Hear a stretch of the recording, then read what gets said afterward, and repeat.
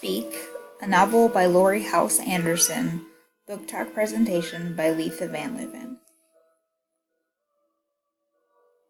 2019 marks the 20th anniversary of Laurie House Anderson's most well-known and moving novel. She has been nominated 3 times for the Astrid Lindgren Memorial Award. 2 of her books, Speak and Chains, were National Book Award finalists. Chains was shortlisted for the prestigious Carnegie Medal. Laurie was selected by the American Library Association for the 2009 Margaret A. Edwards Award. She is a young adult fiction writer.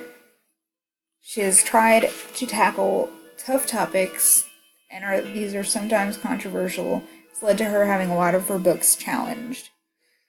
She has been honored for tackling tough topics and for her battles for intellectual freedom by the National Coalition Against Censorship and the National Council of Teachers of English. Worldwide, her novels have sold over 8 million copies, and she is constantly on the New York Times bestsellers list.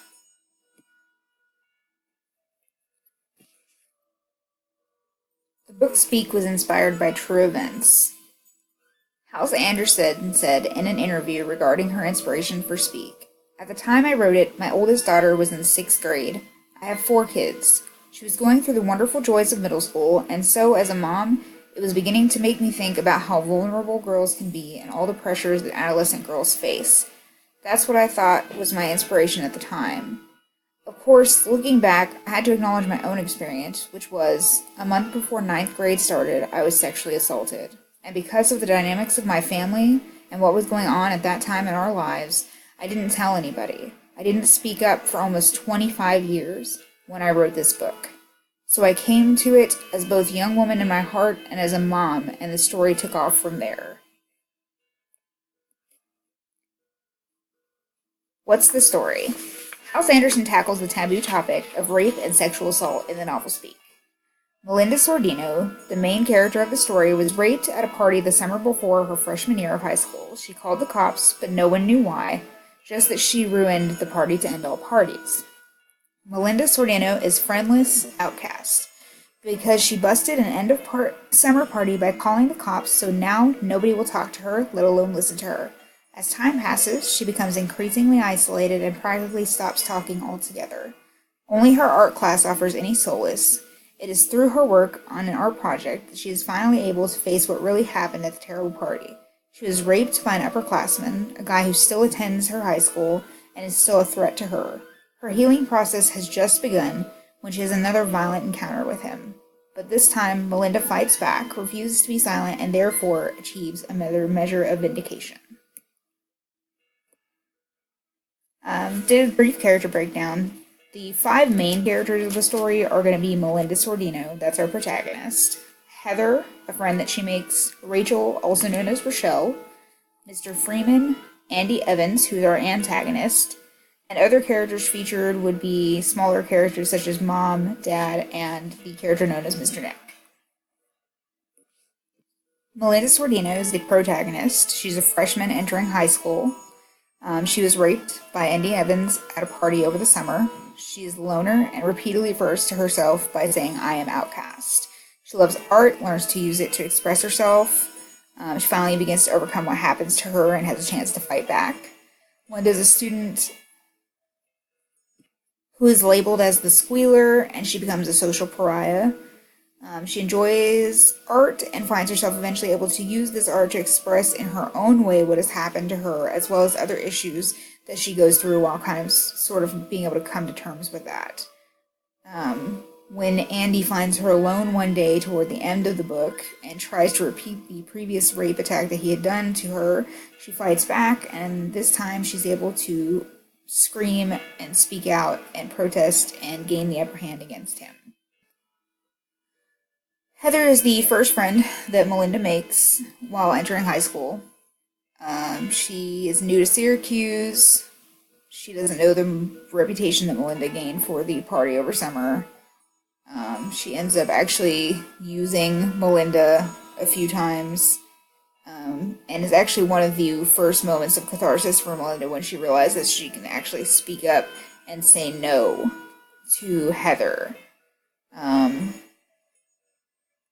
She has a very strong desire to climb the social ladder at the school, and that is what ends up leading her to abandon Melinda, as Melinda is seen as such an outcast for what's happened to her. Rachel Bruin was Melinda's best friend since the third grade. That is until Melinda became the biggest loser at school, and Rachel fell in with the foreign exchange students and skyrocketed popularity, with her name changing to Rochelle in order to reflect her foreign abilities. She begins dating a popular senior boy who just happens to also be the same boy who raped Melinda over the summer. She has no time for Melinda and pretty much acts as if she doesn't exist, barely even audibly acknowledging her the few times that Melinda tries to talk with her. Melinda, at one point during the book, actually tries to warn Rachel about what Andy is and what he's done, only to be even more firmly rejected and hurt by Rachel. Mr. Freeman is the Meriwether High School art teacher. He embraces that role fully by being completely immersed in art and a little bit out there and out of left field. He's a little bit of a hippie. He's creative and cool in a weird and awkward way, and he and Melinda become sort of kindred spirits. He's creative and helps Melinda to really embrace her creativity. Through his encouragement, her artistic talents grow, and she's able to use art to express a lot of emotions that she has that she can't seem to speak out. He eventually, toward the end of the book, is the first person that she actually verbalizes what happened to her to. Andy Evans, here seen in quotations, also referred to as It, or he's also called by Melinda Andy Beast and other names, various names. She has a hard time verbalizing what his actual name is after the attack. He is the antagonist of the book. He is very popular.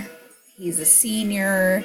So everything about him, seems wonderful and like what she should be attracted to, but because she knows the real nature of the beast, she's very turned off by him. She's disgusted by him, especially after what he's done to her. And later in the book, the reader finds out that it's not even just Melinda. This is something that he's been doing, that he's known for doing among the girls that he has been with, unfortunately.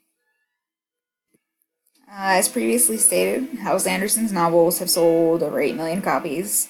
Speak alone sold over 1 million copies worldwide.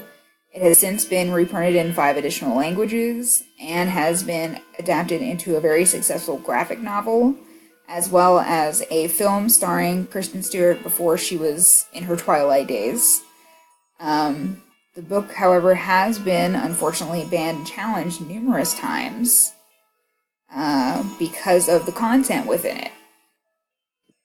The sexual assault in the book is often cited as the main reason that the book's challenged, with those challengers citing that rape is a topic far too sensitive for young adults.